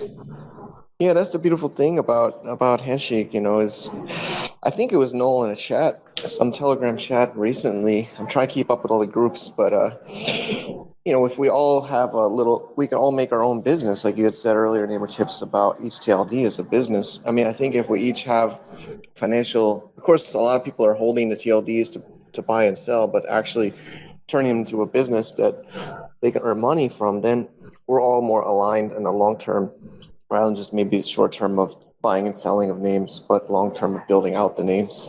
And keep in mind that if you attach content, because there's more than one way that the TLDs are going to become valuable. Them being short, not short, but short, being cleverly, there's 7 million. So because there's 7 million, there's going to have to be new value dynamics put in place. And there are going to be a set of domains, and I don't know if we could pin this in this particular chat, but it's being stated now. There are going to be particular TLDs that are going to be valuable, and every subdomain that is an extension of that TLD are going to, in essence, be valuable based on the content that's attached to it. So it's one of those things where if Clay, when you think about Clay and .c, it. I don't know Clay's entire dynamic, but I know that Clay does express that he doesn't really have the time to invest in .c, and we get it. You know, there's he's a lot. looking. I think he's even looking for some people to join. I think he'd even have a budget for that. He's mentioned to me in the past. Yes, because if by him having .c, and naturally when you think about .c, you think about .com, you think about .co, you might even think about .cc, and then it just comes to C. And no, that .c in theory could be the bang and say, hey, this is an introduction into what the web can be and should be with regard to how it functions, with regard to what content you can access, and so on and so forth. But it's the thing about it is that as long as those single letters and the quote unquote great domains, we're not pinpointing any, we're just, if you feel it's a great domain, as long as those great domains are only great because you have them, or because Namecheap is a part of the situation, as long as those are only factors, then it's going to be a hard ride to wherever this is headed. So there needs to be branches. We talk about roots, root zones and roots, and we talk about trees and forks and branches and all of these other things. There needs to be a blossoming of new outlets for how these TLDs can be used. I think it's good to get to the next point. I mentioned the MetaMask. There's like a community forum. Maybe Mike with Impervious could update us, or I think it was just a community member, or he was a TLD owner that staked with Impervious, but he started a thread. I think it's like Mako, his username, and it got quite a, I love to see it. Like the community was saying, hey, everybody upvote this, comment on this, and it got quite a few votes and comments. I'm not sure where it's at now, but it even got closed by the community moderator of the MetaMask forum because it was they too busy. No, they said that according to the screen grab that we have, they said that it was closed because it wasn't supposed to be a forum meant for promoting individual projects. And so they had closed it, and they said that they were considering opening up, I think, a new thread or something of that nature for that type of thing, and they'll keep everybody posted on the details. Honestly, I think it's a really cool initiative. However, technically, they can't. It's until we launch basically DSLDs on Ethereum for Handshake names, it's not going to be able to support Handshake. Well, I think they're trying to get through the Impervious contract of the DSLDs of Imperviouses in that smart contract. Okay. Maybe, I don't know if Mike wants to help up. I think that's what it was. Yeah, it's just because we forked DNS to create decentralized subdomains on, with the impervious.domains. You can use it in the same way. So adding the code to support wallet aliasing with the all the names listed on impervious.domains, it would be really easy because it's just a fork of ENS. So you just would basically copy the exact same code and just change the contract address. It would be, and it would be interesting. Cool. Go ahead. Yeah, to just maybe say in my way, just make it more maybe for the non-technical people. So I think a lot of us know the .eth or ENS domains, and you can use that as your wallet name to send money on MetaMask, OpenSea, et cetera. So this integration was asking to integrate MetaMask. So if you had a domain DSLD that you bought through impervious.domains, which is basically anybody, I think .contract, talking about Clay Collins, he staked .contract, I staked .omen, there's Mike's .bacon username here, .bacon is there. So it would have to be a TLD that was staked on the Impervious contract. If that was then supported by MetaMask, we could transfer Ethereum or MetaMask assets to one another instead of typing in the OX wallet address, it would just type in the SDSLD that the customer or end user registrant has purchased through Impervious. So I hope they can do it. Like you said, Mike, it's not that hard. That would really open up a lot. I mean, our plan is to eventually we would like to find all the integrations that ENS has. They have 150, and then just do pull requests to all those projects, and then we could have wallet integrations for impervious domains. And I mean, just to tell you a little bit about like what I would love to see is like, Unstoppable is $1 billion company, ENS probably $1 billion company, and so we have a better version of like what they can do. Like Handshake is they don't have a root zone, and like in my opinion, like it's a little bit like they built their house on sand, and so now that we have Handshake, like a strong foundation, what I would love to see is somebody, this is just one thing that I would love to see is like somebody stake their name on impervious.domains and turn it into a $1 billion company, like find a community and turn it in. I would love to help somebody become $1 billion company. But it, like these guys are saying, it doesn't have to be that way. There's a million other creative ways to do it. But I think, I think we need like a killer app to bring over a lot of people. We need something like that. And that's the whole idea of creating Beacon and stuff like that, is to try to help that come about. So, yeah, like Unstoppable, we all know, and they're like a private venture-backed company in San Francisco, I believe, and or maybe Delaware in San Francisco, but and then ENS is a Singapore registered, as I believe, a Singaporean company that's registered as a DAO, and then they issued their own token, ENS, and they airdropped it to all SLD owners.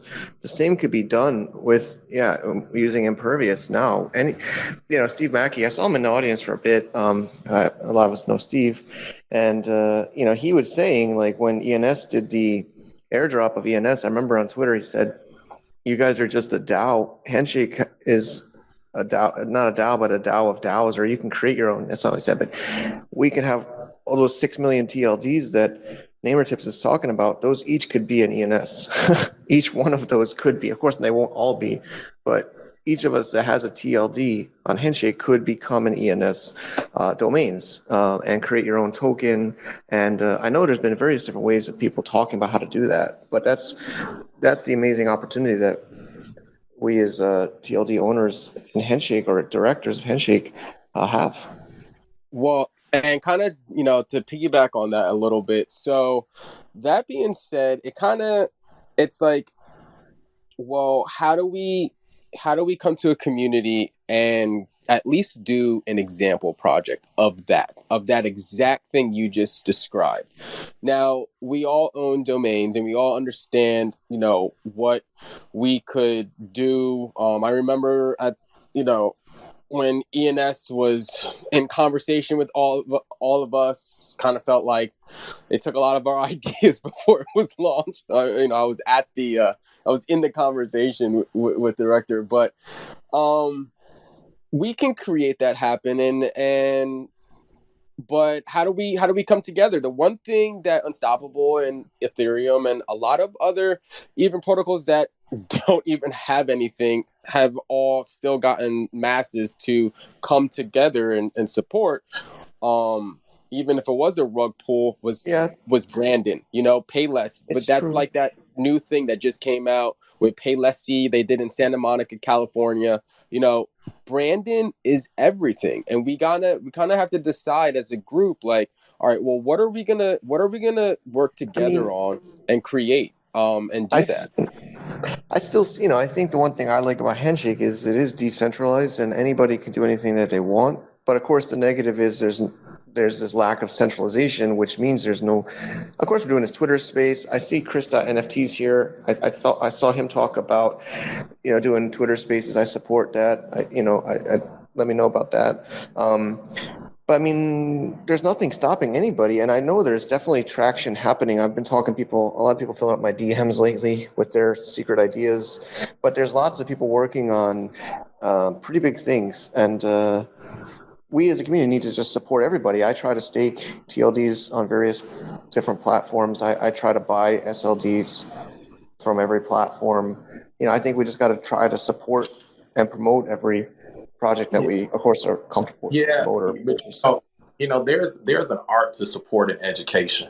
There really is. So, Mike, the fact that you and pretty much everyone in this space and a few others who weren't able to make it, the fact that we strive to support everyone, it's a very noble cause. Like it really is. However, we have to think along the lines of sustainability. And so in reality, we're not going to be able to stake a flag everywhere. Like there's 7 million. I mean, there's over 6 million TLDs. So at any given point, you could it could pop up and be 30,000, different projects. And it's like, there needs to be a sustainable way to say, hey, this gets the support of the Handshake umbrella, so to speak. And just to dabble into that was where we were kind of pushing the via Handshake narrative, right? So if you notice, when we were flying certain flags and we were talking about, let's fly the flag of this particular TLD, it would say that particular TLD and then via Handshake, because that's very important, because Handshake is its own entity. And that was one of the things that has kept us vested in Handshake's success, because we realized that the Handshake protocol is separate from the Handshake community. Although they're relative to one another, they're separate. So when there were some of the things that we were hearing and seeing going on in the community and some of the things that were being said, we looked at it from the standpoint of, that's a bit risky right there. But it didn't push us out of the door, because again, we believe in the technology, but we also believe in the community as well, because we're vested in the people before the technology, because it's the people who make the technology possible. And so in this case, yes, everybody can be a director. Everybody can name themselves, they can call themselves an owner, but everybody in here, even with you, Mike, you're successful in your own right. And you understand that there are parameters that you have to operate within, regardless of whether you call them decentralized or whatever. There are parameters in which you have to operate within in order to get to your end goal, whether that's being paid, whether it's being liked, being celebrated, or whatever. And so I think that's what Simon is more so referencing. I think back to Mike at Impervious, there's tools. I mean, I feel like it's a WordPress community, and I know WordPress is a massive community. I never actually attended the WordPress camps or these others. I have friends that have been speakers. They make plugins on WordPress, themes on WordPress. I mean, maybe we have to structure Handshake more like that, where because there's all these add-ons and plugins and tools being built, right? Like Impervious has got this platform. Actually, I saw some early screenshots from Namecheap of Spaceship.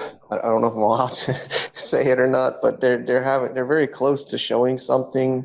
I just think that there's just gonna be different groups in this ecosystem. There's and we could group a few of us together, make our own DAO or make our own kind of a branch of using the Handshake protocol in the community. But I mean, to expect everyone to come together, I think, is a little bit hard. I think we all share the protocol and believe in it, but I don't think we have to push everyone into like one kind of organization. Of course, it helps, but I don't think that's It's People not ask like what's what I meant. Like, it's not like an organization was meant. I would look at it more as a project. So maybe some people that like own TLDs right now, and they totally agree with the narrative of like, hey, I could be a business owner, I could go do this, but I never experienced it. I never went through A to Z. And how do I teach someone else if I never gone through it ourselves? So, that's what I was kind of looking at. Like, it could be anything, and I wouldn't even mind. Like, say for example, we did use Impervious, right? And it could be something like it was, like clickgames.impervious, and you would go to the Impervious browser to play like addictive click games. They're simple games that you just use the mouse of either to go right or left in like a course, or like Jumpy or something like that. And it could be like a list of a whole bunch of those games that someone can play to go use, and then that they would just exclusively find it on Impervious, for example. Can I? So Just here's going one. through that process essentially. Here's one for you, Simon. Maybe you could contact him. He's not in the audience today. He was here last time, but FSBO.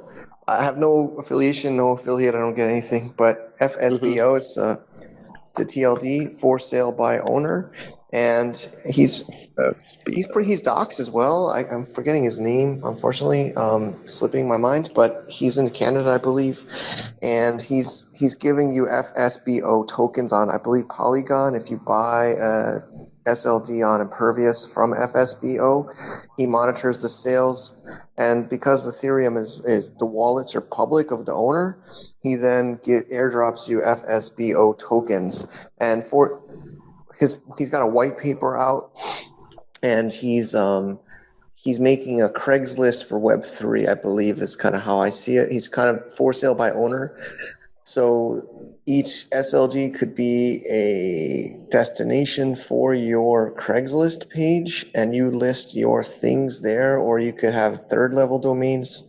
So I think I bought tools. I can't remember which one I bought, but I bought like tools.fsbo, and then I got airdrops to my Ethereum address on Polygon, some token to use on his platform. Oh, and, nice! I didn't know about that. I'm writing. Yeah, it I think down the problem is we don't all know what's. I actually invited him to talk on the SkyInclude channel. Maybe I'll just do it on my own. I think he's just. The problem is there's a lot of people they feel like they're not ready, but I feel like you're never going to be ready. You just got to kind of get it out there, share it. But I did invite him onto the podcast or the YouTube. But that's just an example, right? And anybody can really do that now. Anybody can be in ENS domains. Of course, we don't have the same integrations, but like Mike Carson just said, once we go down the list of 150 integrations on ENS.domains, and it's contact Metamask, contact all these different OpenSea. The thing is, Mike, I think a lot of those people want money. I don't know if you think so. I don't even know if Metamask wants the money, but then it would work similar. Well, maybe this might be something to consider, Mike. Maybe starting from where we know there's the most stability when it comes to community communication, and that's the forums, that's the spaces, right? So we know that these spaces are recorded. And one thing for anyone who's creating anything, one thing that most people are concerned about is someone lifting their idea, forking it, and so on and so forth. How about we do this? How about we coordinate a via Handshake Twitter space, right? We put it out there and let everyone know this is coming up. In this space, when you come to this space, the objective is to give everyone an opportunity to pitch what it is that they are working on, okay? And when they pitch what it is that they are working on, there's three things that happen.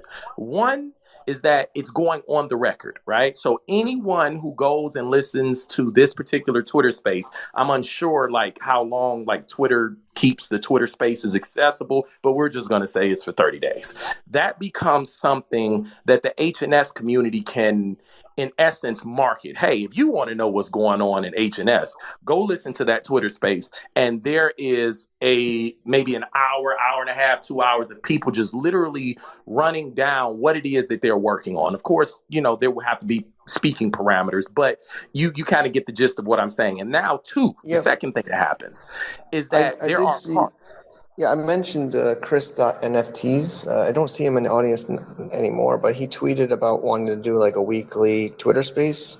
We're keeping this one, at least for now, monthly with for our capacity. Maybe we could increase it, but I think he was already talking, I think a day or two ago on his Twitter to do a weekly Twitter space that would be more Well, open for. it doesn't even have to be. It doesn't even have to be weekly. It could just be like once. It can be like an event. Like, okay, this is a via Handshake space, where in this space we discuss all of the upcoming exciting projects that are being built on Handshake, and similar to what you guys do with the flamingo auctions. You know, people look forward to the flamingo auctions, and you all have a process in which you follow to inform people about the flamingo auctions. You let them know on Twitter. You send out the booklets that let them know what it is that's going to be, auctioned, and so on and so forth. And it's a pretty streamlined process. Yeah, So that's a cool idea, like a pitch, kind of like a startup pitch, kind of. Or what? I just thought about this idea. I kind of want to hear what you guys think about this. Or like, so when someone thinks about handshaking or creating a website for this, once you get to the domains and like get that TLD and you get the ownership, everything else beyond that, besides like the domain and website being decentralized, it's still kind of Web 2. It's an HTML developer can still come in and use their skills into this, or with CSS, HTML5, can use their skills still with this. What happens if we had like some type of event where someone can showcase their web development skill set or whatever, and who could build the most interactive, or just some type of event where a developer and artist can really create and showcase their skill sets behind website development, and and then maybe we could essentially get miners to donate, or I don't know. I'm trying to figure out ways of generating cash flow, if so, or building revenue through all of this, because that seems to be a lot of the initial issues in the beginning of the conversation. Was like, all right, well, how does Handshake survive this bear market essentially? And how do we establish a foundation that's gonna generate cash flow for the protocol itself, and how do we create other events and things like that.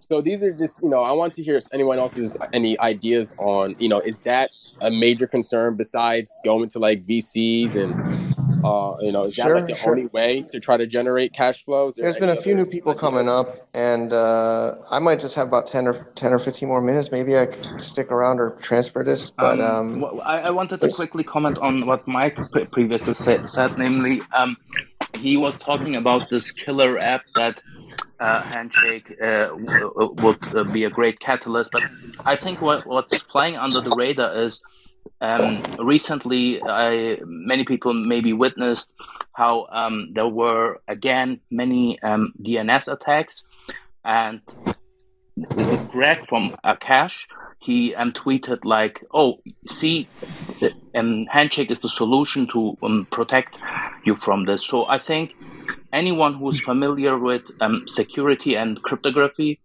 who has studied or at least a few times studied few of these DNS attacks and how trivial it is to hack these DeFi projects, should really understand that the comment of Greg from Akash is actually incredible, because it shows that when we speak about decentralization, when we speak about security of Handshake, these are not really just marketing terms, and when we see how much money is lost in these DeFi projects and hacking them. If you really read what Greg from Akash wrote in his tweets, this is not a trivial matter, because it is so trivial to hack these. He wrote. Hey Morbius, Yes. How much have you lost on Bitcoin, bro? Hello, can you guys hear me? I don't. Yeah, there's a lost few a people lot? here. Mitch raised his hand. I see Jay. I don't have Jay any. Have you here. lost a lot on Can Bitcoin? someone let me Don't have know any, but- Because I if you can hear have. me? Can someone just let me know if you can hear me? Hello? Yeah, I hear Johnny, and I see Mitch speaking. Bro, it's been like 2 months since I dipped out of this project, and y'all still talking about the same exact things since I left, bro. Damn. Who's been focusing on the critical problems? Okay. Bro, we for the all last have time, a SLDs Morbius is just like synthetic. I got some investments problems, bro. back in 2008 for the All financial right. crisis, bro. There's a lot of I people got coming on some stage. major That's what SLDs problems. are like. Come on, Alright, Morbius. because How much have you if lost, the TLDs bro? don't work, then nobody will How much ever have you use lost, the SLDs. bro? If I Handshake, don't have the any core Bitcoin. Handshake blockchain project, if the core Handshake project, Yeah, I muted Mitch. oh my god. Hey guys, I Mitch can't is tell still if y'all here. can hear me or not. How much have you lost, Morbius? All right, I might have to. Yeah, I You mean, might. I don't know. Yo, I don't, for I real don't though, get. how much And have if you you can lost, help me out, Morbius? I If think you're there's gonna some talk shit, how much spammers have you joining lost? I here. don't even have Bitcoin, Come on, bro. Morbius. How much have you lost? Be Not a honest. just single weird, cent dude. because I don't have any Bitcoin, bro. Bro, then why are you talking shit on our fucking group, bro? Get out of here, bro. What? This is for Bitcoin You know, owners only. Ethereum, Shiba, it's all the same, bro. Come on, That's- dude. Be honest. I think we're getting some people here that are not here for the right reason. Give me a second. Michael, you Johnny, should you can. next time please just give speaker to people who are engaged in the community and yeah. It's hard to know though. There's so many like anonymous people here. I don't know every. I'm trying to welcome people here. I want it to be an open platform. But yeah, look. It's let's see what's going on. All right. I'm sorry. It's like 3 or 4 people jumped in, and we're trying. I welcome everyone, even people I've left the community are welcome to come back here. But yeah, it's no problem. Seems like it's almost like a Some people, spammer kind of thing. they I don't just think it's wanted even to troll. connected personally to us. Yeah. All right. Yeah, Mike, you want to help me out here, or Morbius? Do you want to finish? I don't know. There's Yeah, I just wanted to a little bit of crazy stuff happening right state that what Greg from Akash tweeted about that DNS is the ultimate attack vector. That's I'm quoting him here, and anyone like I studied computer science, and you can really see just from the management of DNS and how much money was in the last 2 or 3 years lost to like these DNS attacks. It is not a trivial matter, and all of these DNS attacks, they will ramp up in the future. So I think really, I agree with Mike when he says, we need this killer app, but I think we already have this killer app. The problem is people only start to realize, like, it's the same with plumbing. People don't realize how essential and important plumbing is. They only realize it when it stops working, or when essential components in the environment stop working. Then they realize, this is so important. Why didn't we, pay more attention to it? So from that regard, I think more and more people will realize that when we talk about such factors as decentralization and more security, these are not just marketing terms. And so, yeah, I think we already have the killer app. Okay, Mike, do you want to reply to that? No, yeah, I think that's great. I mean, I guess when I'm talking about the killer, I mean, I agree. I completely agree. I guess when I'm talking about the killer app, I'm just thinking, how we can get more people aware of Handshake and show them, why it's better than a lot of other things, and just make something really useful that a lot of people will come over to Handshake and stuff. But yeah, I totally agree with that. But. Yeah, again, I was just being tongue-in-cheek. Like, of course, I know exactly what you mean, but I think this is with Handshake, as with most protocol-related developments, it's a slowly, and then all at once a type of thing. Because, as I said, many people take things in their environment for granted, and they don't pay any attention to these crucial things. But as soon as things stop working, or they get attacked, or they suffer immense losses, then they say, what can we do against that? And I think that's where I would say, and we all agree, like as Greg said, DNS is the ultimate attack vector, and he proposed Handshake as the solution. And I think anyone who is familiar with the story of DNS attacks and how much money in DeFi was lost to trivial attacks will slowly or immediately realize that, yeah, this is the future. Okay, great. We just got a few more minutes. I think 2 hours is a good mark. I know Mike's busy and we're all busy, so I think let's give it a few more minutes, see if there's any last points. But I think we covered points I had. We talked about NamesCon today. We talked about the auction there, integrations, talked about a few different integrations, and took some questions from the audience. So I think it was a successful Twitter space. Any last points? Great job, Mike, putting everything together. Amazing work to all the speakers, all these ideas. This is definitely high-level conversation. It's really cool to see people from different parts of the world coming together and just supporting this blockchain. Let's just continue to grind, figure out ways of creating some momentum, during this downturn of the market. This is our opportunity while everything is slow. And I thought this was a success. Great work, Mike. It's true. We just keep building until they, we're a building community. That's what I've always liked about Handshake. And especially bear markets for builders is what they say. And I've definitely keep seeing things going on in Handshake. I know there's some critics, but we just keep on grinding here. And it's a beautiful thing.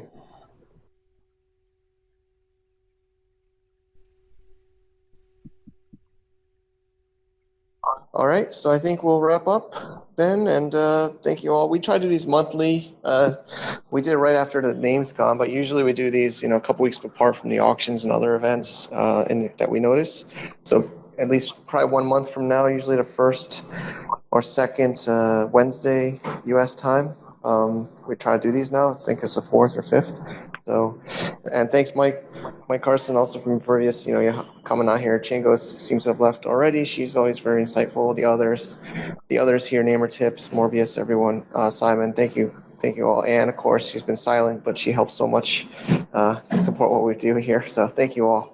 And thanks. It's a recorded one. Sierra Spaces also helps post it on their podcast channel, and we try to post it on our site. This is also going to be posted right onto Twitter right after this. So